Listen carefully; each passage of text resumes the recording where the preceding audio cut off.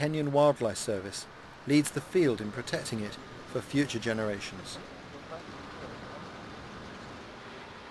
They may be a sophisticated military force, but at the heart of their operation is one of the oldest of all bushcraft skills, tracking. To see what the KWS tracking team can do, they've asked me to set them a trail, and so that's exactly what I've done. I've sent our assistant director off with one of their members. He's there to protect her in case of wild animals, lots of lions around here. And I've set a fairly difficult trail. There's no purpose to this trail, like real poachers would have. They're going somewhere because they've got something they want to do.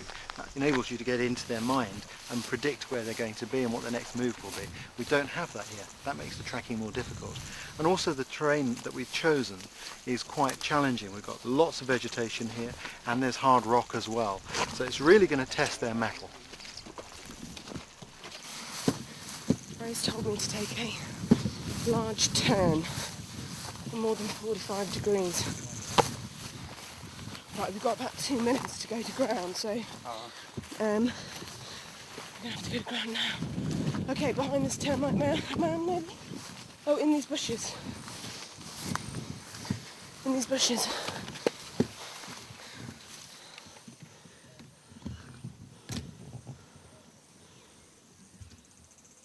Okay, Peter. Twende? Twende. Okay, I'll show you the first trail. Okay. Do you see the anthill there? Yeah. That's it? Okay. Good luck. Fun. This type of bush runs undisturbed for hundreds of miles, and picking up a trail's difficult, so I'd given them the first sign to get them started. You can see they've clearly got the direction of the trail. They're moving confidently straight down here. You can see the speed with which they're moving says that they're hot on it.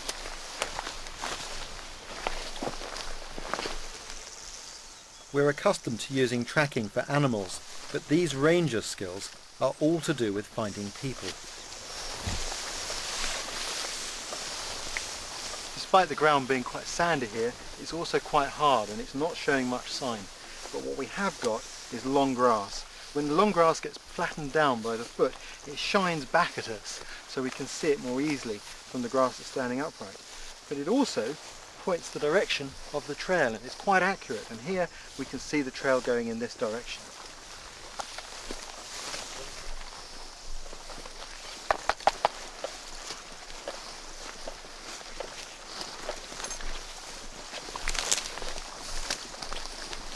Things have slowed down a bit because the trailers could have gone either to the left or to the right of these bushes. They're not certain which. So that what they're doing is they're casting ahead. They've sent some men to the left, some to the right to look for the sign. What will happen is one of these teams will pick that sign up. When that happens, you'll see it all speed up again.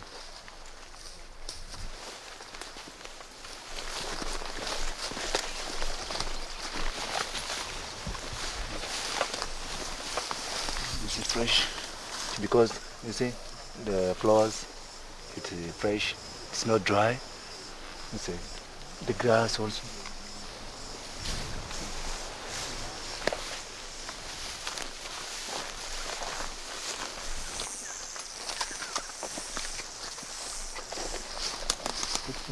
At first glance it's difficult to make anything out here, but in fact there's a print here which has caused the ground to crack, but it's most notable in the way sand has been deposited on this vegetation here.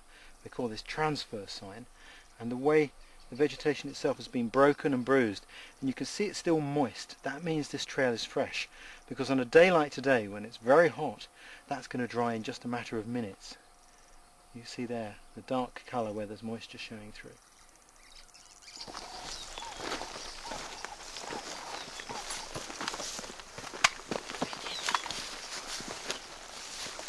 Again, at first glance you may not see anything, but there's lots of sign here. What we've got colour changes where the soil, the moist soil, has been disturbed from underneath the dry soil. We've got flattening indicating a human footprint, and we've got transfer where soil has been moved down on top of this vegetation and the vegetation's wilted slightly, again showing recent disturbance, and it's all pointing in the direction that the team is heading.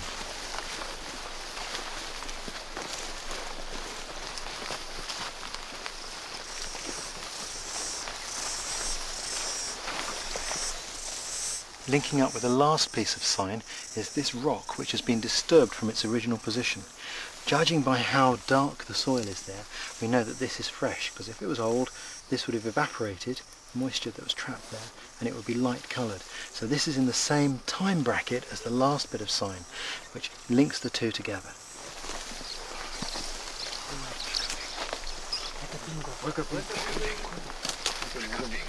Yes, the culprit. The culprit. Oh, no, not that. Where's the license? I don't have one. At long last we have arrested the Mzungu. Well, there you go. Just goes to prove, eh? These are the men who are protecting the elephants here. And those who want to come here and shoot them, they better watch out.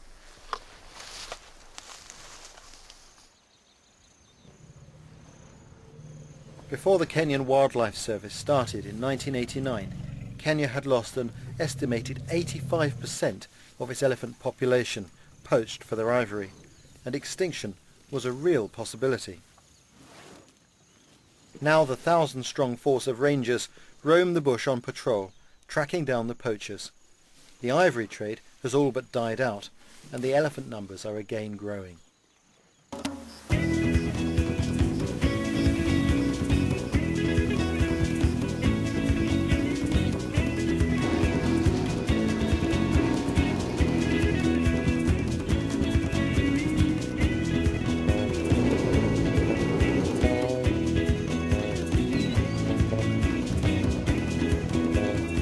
My last morning in Tanzania. I'm always sad to leave Africa, and I planned one last type of trip, or rather safari. Something special that I'd never done before.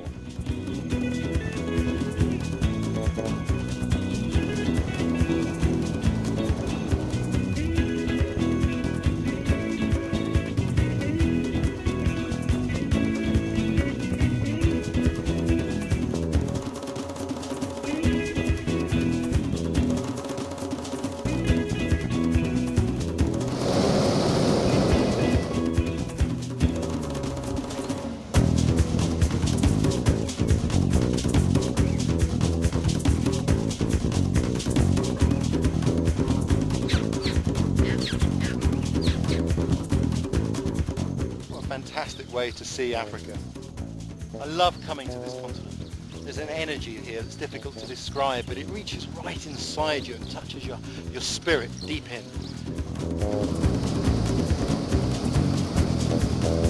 I'd witnessed bushcraft here in a traditional context with the Masai, and in a thoroughly contemporary way being used to track poachers. Using the ancient hunting skills of bushcraft for the purposes of conservation really brought home to me the way bushcraft has so much relevance to some of the best things in our world today. We're very lucky to have places like this to come and observe and learn about nature. But you know, that job isn't over. Places like this only exist because we're still trying to hang on to them and protect them. In many ways, the job of conservation has only just begun.